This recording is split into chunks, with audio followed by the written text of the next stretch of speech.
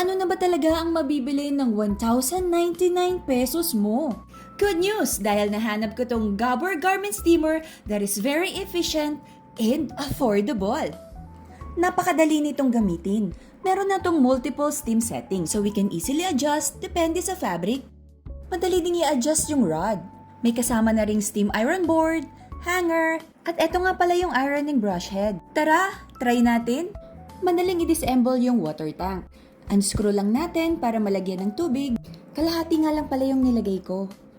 Pinili ko nga pala tong linen para matest natin kung gaano talaga siya kabilis magtanggal ng lukot. Na-surprise talaga ako dito. Hindi ko ine-expect na sa konting hagod lang tanggal na agad ang mga lukot. Tada! Napakadaling gamitin, di ba? Alam kong meron din kayo mga damit na sobrang lukutin. Kaya add nyo na tong garment steamer only from Gabor.